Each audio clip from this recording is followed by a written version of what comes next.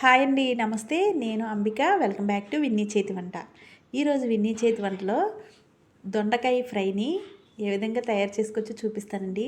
నేను చెప్పినట్లు ఈ పద్ధతిలో ఒకసారి చేసుకోండి, చాలా బాగుంటుంది. టేస్ట్ అయితే సూపర్గా ఉంది. మరి ఇదైతే పప్పుచారులోకి, రసంలోకి, దేనిలోకైనా సైడ్ డిష్గా చాలా బాగుంటుంది. ఒకసారి తప్పకుండా ట్రై చేయండి. మరి వీడియోలోకి వెళ్ళిపోదాం. ముందుగా ఒక మూకిల్లో 2 స్పూన్ల వరకు ఆయిల్ వేసుకుని, ఆయిల్ వేడైన తర్వాత దీనిలో ముందుగా 1 టేబుల్ స్పూన్ పచ్చిశనగపప్పు, కొన్ని ఆవాలు, కొన్ని మినపప్పు, ఒక ఎండుమిరపకాయని ఈ విధంగా తుంచి వేసుకోవాలి. కొద్దిగా జీలకర్రను కూడా వేసుకుని ఇవి కొద్దిగా ఫ్రై అయిన తర్వాత దీనిలో ముందుగా కట్ చేసి పెట్టుకున్న ఉల్లిపాయని, పచ్చిమిరపకాయని వేసుకోవాలి. ఉల్లిపాయలు ఈ విధంగా సన్నగా పొడుగ్గా కట్ చేసుకుని వేసుకోవాలి. ఇవి కూడా కొద్దిగా కలర్ మారిన తర్వాత దీనిలో కొద్దిగా కరివేపాకు వేసుకుని మరి ఒకసారి కలుపుకోవాలి. ఒక 2 రెమ్మల వరకు కరివేపాకు వేసుకోవాలి. ఇలా కలుపుకున్న తర్వాత ఇవి కొద్దిగా దగ్గర పడిన తర్వాత దీనిలో కొద్దిగా అల్లం పేస్టు, కొద్దిగా వెల్లుల్లి పేస్ట్ని వేసుకుని ఫ్రై చేసుకోవాలి. నేను ఇక్కడ విడివిడిగా మిక్సీ పట్టుకున్నానండి అల్లం వెల్లుల్లిని. ఈ విధంగా కొద్దిగా పచ్చివాసన పోయే వరకు దీన్ని ఫ్రై చేసుకోవాలి. ఇలా ఫ్రై చేసుకున్న దీనిలో ముందుగా కట్ చేసి పెట్టుకున్న దొండకాయ ముక్కల్ని వేసుకోవాలి. నేను ఇక్కడ ఒక 1/4 కిలో దొండకాయలని కట్ చేసి వేసుకున్నానండి. ఇవైతే మా చెట్టుకి కాసిన ఈ దొండకాయలు ఇవి కూడా దీనిలో వేసేసి ఒకసారి కలుపుకోవాలి.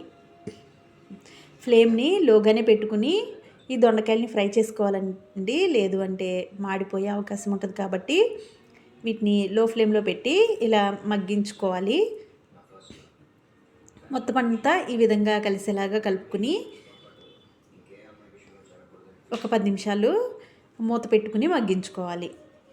ఈ దొండకాయల్లో సాల్ట్ ముందే వేయకూడదండి. ముందే వేస్తే దొండకాయలు అనేవి మెత్తగా మగ్గకుండానే ఉంటాయి. ఈ విధంగా కొద్దిగా మగ్గిన తర్వాతే దీనిలో సాల్ట్ వేసుకోవాలి. ఇలా మధ్య మధ్యలో ఒకసారి మనం కలుపుకుంటూ చూసుకోవాలి. మళ్ళీ ఒకసారి మూత పెట్టుకుని 1 నిమిషం పాటు ఇవి ఫ్రై అయిన తర్వాత ఇప్పుడు మూత తీసి మరి ఒకసారి కలుపుకుని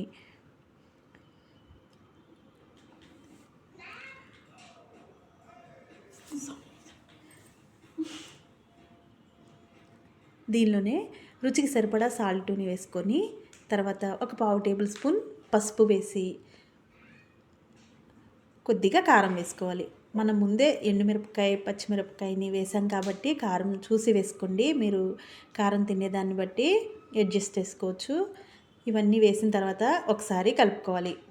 ఈ ఉప్పు, కారం ఈ దొండకాయలకి పట్టేలాగా ఒకసారి కలుపుకుని తర్వాత దీనిలోనే 1 టేబుల్ స్పూన్ వరకు ధనియాల పొడి, ఒక 1/2 టేబుల్ స్పూన్ వేయించి పెట్టుకున్న జీలకర్ర పొడిని దీనిలో వేసుకుని మరి ఒకసారి కలుపుకోవాలి. ఇవి వేస్తే ఈ ఫ్రైకి చాలా బాగుంటుందండి. టేస్ట్ అయితే తప్పకుండా ఒకసారి ట్రై చేయండి. ఇలా మొత్తం అంతా కలిపేసుకున్న తర్వాత 1 నిమిషం ఇలా కలుపుకుని ఫైనల్గా దీనిలో ఒక 2 టేబుల్ స్పూన్ల వరకు ఎండు కొబ్బరి తురుమునైనా వేసుకోవచ్చు. లేదు అంటే నేను ఇలా మిక్సీ పట్టుకుని వేస్తున్నానండి. తురుము వేసినా బాగుంటుంది. ఇలా 2 టేబుల్ స్పూన్ల వరకు ఎండు కొబ్బరి పొడిని దీనిలో వేసుకోవాలి. వేసుకుని ఒకసారి ఇలా కలుపుకుని స్టవ్ ఆఫ్ చేసుకోవటమే. ఫైనల్గా కొద్దిగా కొత్తిమీర వేసుకుంటే సరిపోతుందండి. కూర అయితే రెడీ అయిపోయినట్లే. ఇప్పుడు దీన్ని డిష్ అవుట్ చేసుకుందాం.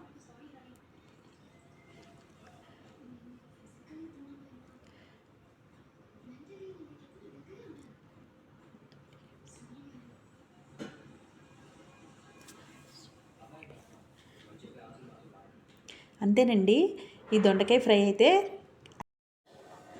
రెడీ అయిపోయిందండి.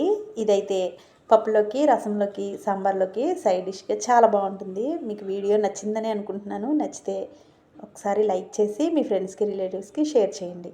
ఇలాంటి వీడియోస్ కోసం విన్నీ చేతి వంట ఛానల్ని సబ్స్క్రైబ్ చేసుకోండి.